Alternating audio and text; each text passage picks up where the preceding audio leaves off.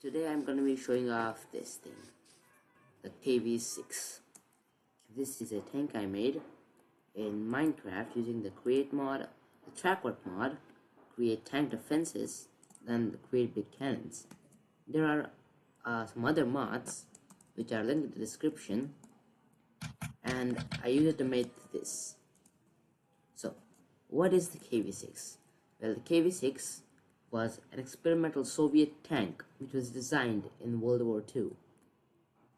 That's actually wrong. It's actually made by someone in a tank building contest, I think.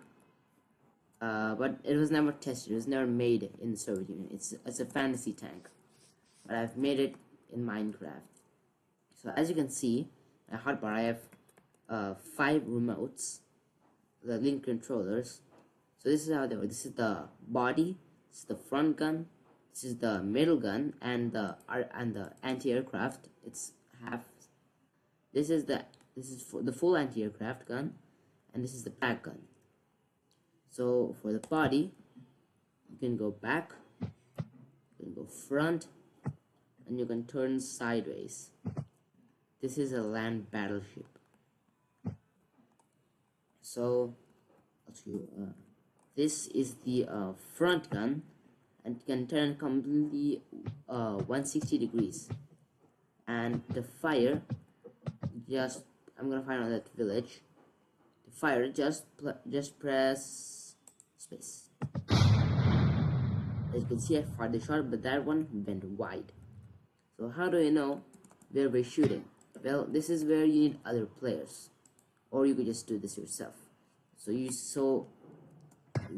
This is a tank hatch from Create Tank Defenses.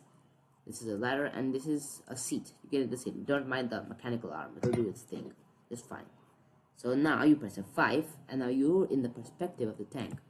Now you can turn the gun, and your perspective goes with it. So now, I don't think I hit it still.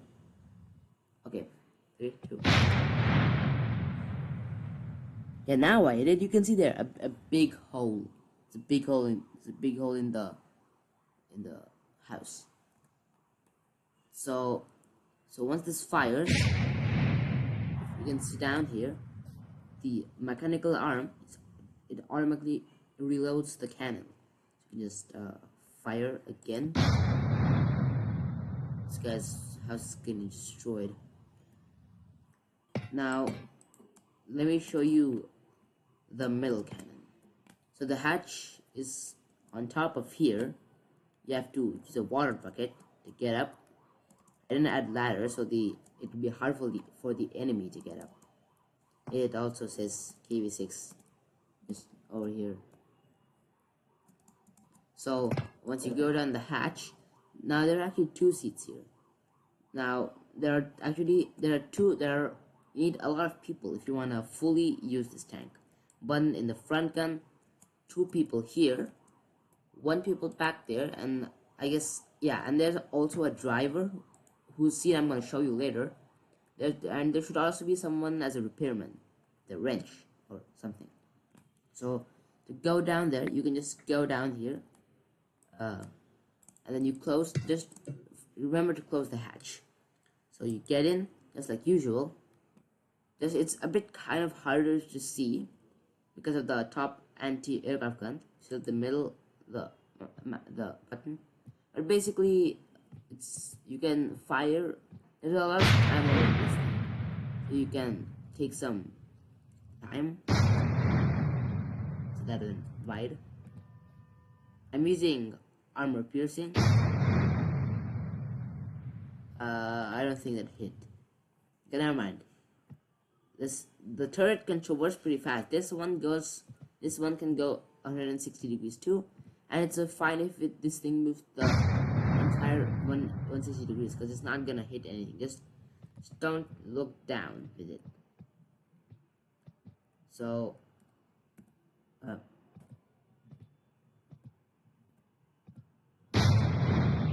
I missed. So there's another thing. There's this autocannon which serves as an anti-aircraft gun. So the way you move this is with the anti-aircraft gun remote. You can downside is that this thing, you can't move it. You can move it sideways with this remote. As you can see, I'm clicking it. You can see down in my hotbar, I'm pressing the buttons, but it isn't moving. For that, you actually have to use the main gun. You have to move the entire turret. And I do this because sometimes it might happen that the gunner who's down there, he's moving the cannon this way, and the guy on top is moving the cannon this way. So there's actually kind of a fix on this. It's that the guy who's down here can also use the autocannon just like the guy who's up here. So this role is actually kind of optional. So the one here, you might be confused. Now he still has to aim it up and down with this, but if it's an anti-personnel gun, if you're using it as an anti-personnel gun, you could just keep it at a specific angle and then go to the same gun, and now space is to fire. With shift, the autocannon also fires. So there's on this remote space to fire, and on this remote shift to fire. And if you want to use the main gun, just this. Now the back gun is actually exactly same to the front gun. I was thinking, if you see on many versions of the KV6, you can see a Katyusha rocket on here, but I don't know how to make a rocket on a tank, so I just made the same thing, which is the head, back here.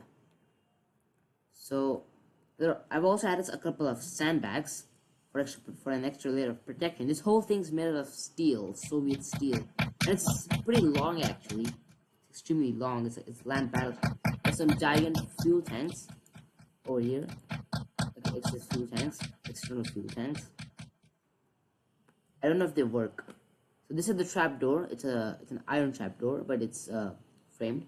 You press the button and you go inside. This is the internal maze. So what you see here, this block, it's called a physics bearing, and what it does is that it's responsible for the horizontal movement of the turrets. So we have three turrets.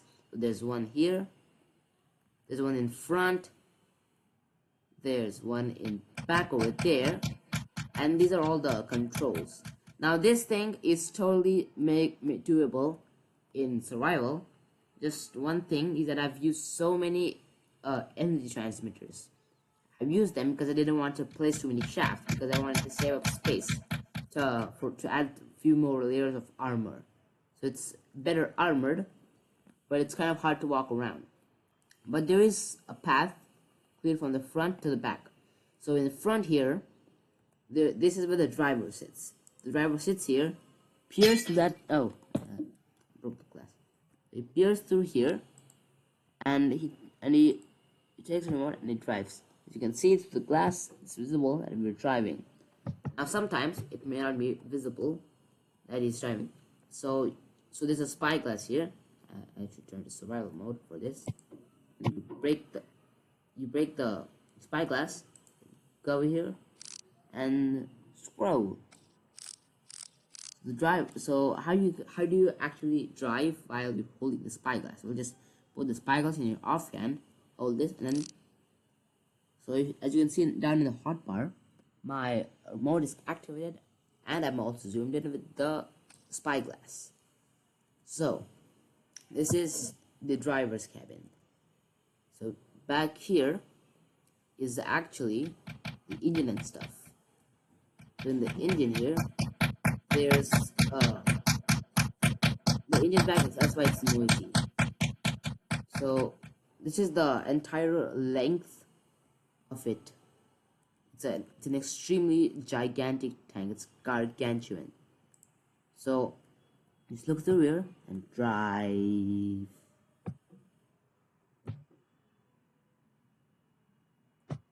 Back here is the engine room, and it has the engine sound. So the engine room has, back here there's the most of the armor. There's like the armor from there and here is the same. There's multiple layers of steel button shots. These are just fancy glowstone torches. you can just swap this out with regular torches. These are from Quick North Star, but if you don't want them, just use different torch.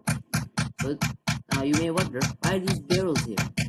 What's a tank without some extra soldiers?